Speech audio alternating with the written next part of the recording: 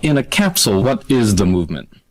A movement is to awaken God consciousness of the human being. The human being is distinguished from the animals, that the animals cannot understand what is God. Mm-hmm. And the human being also does not understand what is God, then he is animal. I see. And so your movement is to bring about an understanding of God among human beings. Yeah. And Hare Krishna means what? Hare Krishna means addressing the energy of God. Hare means the energy of God, and Krishna means God. Mm-hmm. Okay. You were here yesterday and to attend your annual festival that was held here in Golden Gate Park, and we were there too. And in fact, here it is. A few thousand people came out to hear it. How many people are now disciples of the Krishna consciousness movement? Dedicated life, about 10,000. तो hi guys, कैसे आप सब लोग? I hope आप सब लोग बहुत ही सही होंगे। तो आज के हमारे वीडियो में हम लोग जिन व्यक्तित्व, जिस महानुभाव के बारे में बात करने वाले हैं, उनका नाम है AC भक्ति वेदांत स्वामी उर्फ प्रभुपाद, श्रीला प्रभुपाद। हमारे प्यारे श्रीला प्रभुपाद, जिन्होंने कृष्णा कॉन्शियस मूवमेंट को एक बहुत ही बड़े रूप में उन्होंने रजू किया वर्ल्ड के सामने। ऐसे थे हमारे श्रीला प्रभुपाद।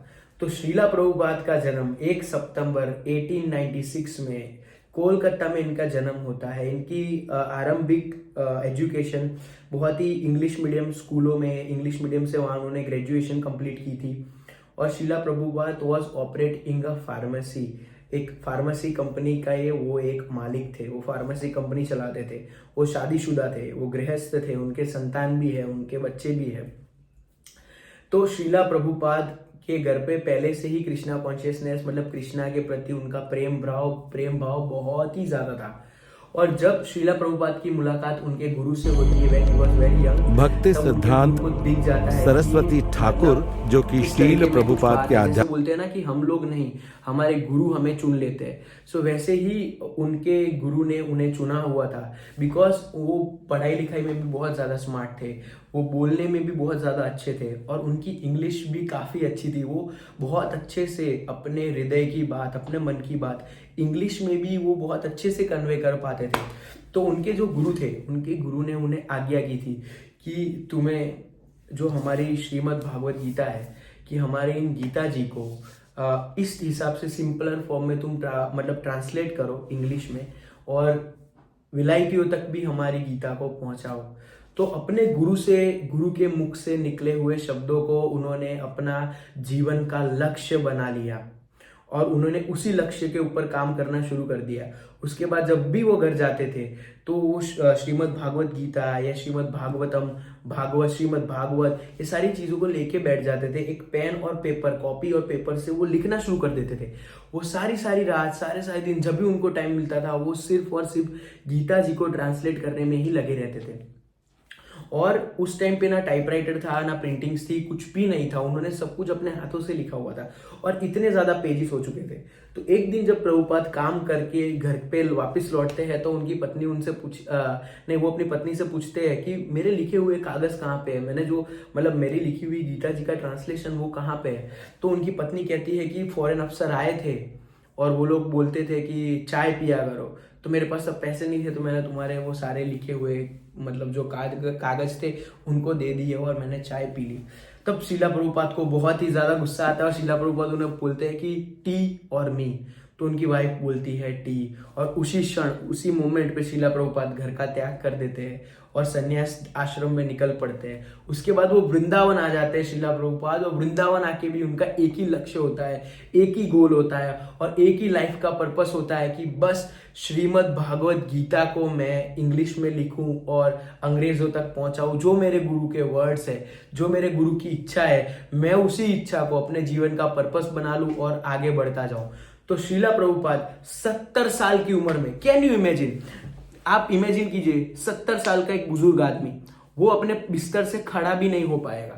70 साल की उम्र में श्रीला प्रभुपाद जलदूत में बैठ के अमेरिका जाने के लिए निकल पड़े। सो ऐसे थे हमारे प्रभुपाद, बिकॉज उनके पास था उनके एक टाइपराइटर था, एक छोटा सा उनके पास,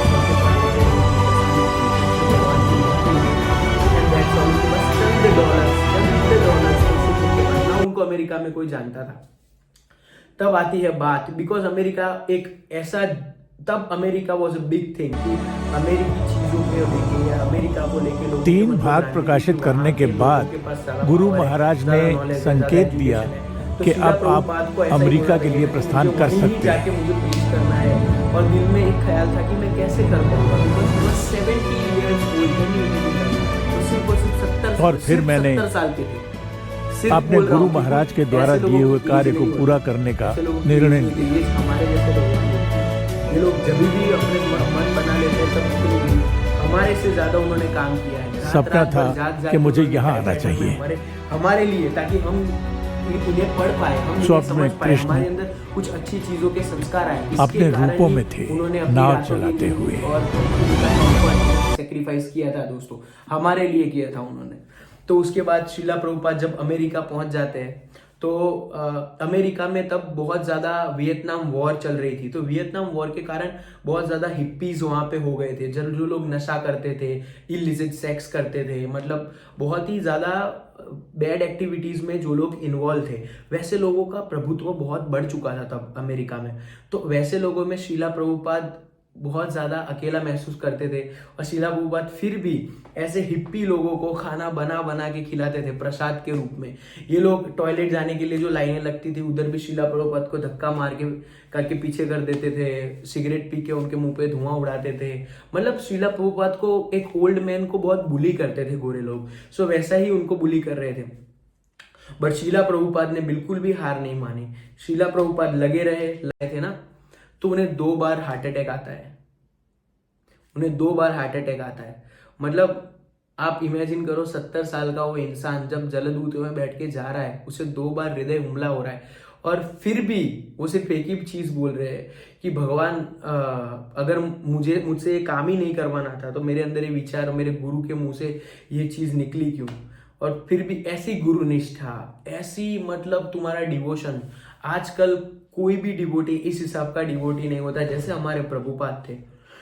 सो प्रभुपाद जब अमेरिका पहुंचे, तो अमेरिकी लोगों ने उनको पहले नहीं एक्सेप्ट किया, पर जैसे ही उन्होंने देखा कि ये सारे हिप्पी लोग हैप्पी लोग में कन्वर्ट हो गए, तो लोगों को पता चला कि नहीं, ये श्रीला प्रभुपाद एक ऐसा व्यक्तित्व है कि जो चेंज ला सकते हैं।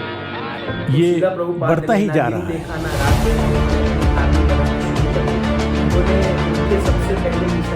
सबसे पहले इसकी शुरुआत न्यूयॉर्क में हुई थी, फिर हमने अपनी शाखाएं खोली। वो क्या करते थे, उनका शुरुआत अमेरिका से हुआ, तो अमेरिका से वो अपने शिष्यों को गीता जी सिखाते थे, उन पे बहुत ज़्यादा टाइम इन्वेस्ट करते थे, और उन्हें दूसरी जगह भेज देते थे, जैसे ऑस्ट्रेलिया हो गया, न्यूजीलैंड हो गया, टर्की हो गया, मतलब कहीं पे भी कोई सी भी जगह पे वो भेजते थे, और उन्हें बोलते थे तुम लोग आगे जाके गीता जी का प्रचार करो।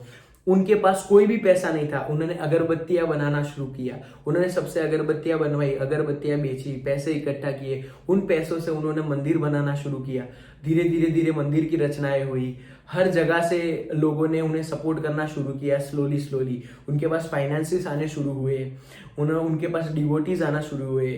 क्या ही बात करें, हम लोग उन्हें मैं उन्हें एक ऐसे इंसान की तरीके से देख रहा हूँ कि जिनके पास कुछ भी नहीं होने के बाद, एक एज का थ्रेशोल्ड भी उन्होंने क्रॉस कर लेने के बाद, अगर 10 साल के अंदर ऐसे गुरु, ऐसे महात्मा इतने बड़े स्तर पे पहुंच सकते हैं सिर्फ the help of God, help of Krishna. तो उनका वही अपनी लाइफ का उनका मोटो था कि वो अपने आप को सिर्फ कृष्णा में रखना चाहते थे, वो कृष्णा से बाहर आना ही नहीं चाहते थे। तो वो ऐसे करते गए, और फिर उनसे जब लिखा ही नहीं जाता था या कुछ करे नहीं जा सकते थे वो लोग, तो श्रीला प्रभुपाद ने मतलब वो रिकॉर्डर लाना शुरू कर दिया। तो वो 22 घंटे सेवा करते थे, और सिर्फ और सिर्फ बाकी के बचे हुए घंटे वो सोते थे। तो 22 घंटे की उनकी सेवा होती थी। उन्होंने वो 10:30 से लेके 12 बजे तक शायद सोते थे वो, और फिर 12 बजे से लेके 4:30 बजे तक वो रात में जग जग के अपने ऑडियो रिकॉर्ड्स करते थे, ताकि वो बुक्स लोग लिख पाए। कि उन्हें पता था उनके पास टाइम नहीं है ज़्यादा। उन्होंने अपने टाइम का पूरा पूरा पूरा पूरा यूटिलाइज किया। उन्होंने एक सिंगल सेकेंड भी अपने लाइफ की वेस्ट नहीं की। वो सुबह जाते थे, मंगला आरती कंप्लीट करते थे, फिर वॉकिंग के लिए जाते थे, वॉक पे जाते थे तो फिर भी अपना रिकॉर्डर साथ में रखते थे, और he was continuously recording about Srimad Bhagavad Gita, Bhagavatam, उनके लेक्चर्स, क्या करना चाहिए क्या नहीं करना चाहिए, सारे अपने शिष्यों को लिख के भेजते थे। लेटर लिखते थे, ऑस्ट्रेलिया भेजते थे, ऑस्ट्रेलिया से लेटर का जवाब आता था, वो जवाब पढ़ते थे, फिर से उनको जवाब लिख के भेजते थे। तो मतलब मैं इमेजिन नहीं कर सक रहा हूँ कि कैसे पॉसिबल कर रहे होंगे, क्योंकि अभी मैं सोच रहा हूँ कि हमारे पास मैसेजेस आ रहे हैं, फिर भी हमारे लोग बोलते हैं ना, 10 एक कंपनी से 2 कंपनी करना। Pure devotees are themselves places of pilgrimage. Because of their purity, they are constant companions of the Lord, and therefore they can purify even places of pilgrimage. For such a pure devotee, there is no difference between living and dying, because in this life he engages in pure devotional service, and after giving up his body, he engages in the same service in the spiritual world. Thus, his devotional service is never hindered, nor does he perceive the pangs of death. The pure devotee does not forget Lord Krishna. ना उन्होंने खाने पीने में ध्यान रखा था, बस उनका एक ही लक्ष्य था कि मेरे गुरु के जो वचन है, मेरे गुरु के जो वचन है, मुझे उन्हें सिद्ध करना है, मुझे कृष्णा कॉन्शियसनेस को आगे बढ़ाना है।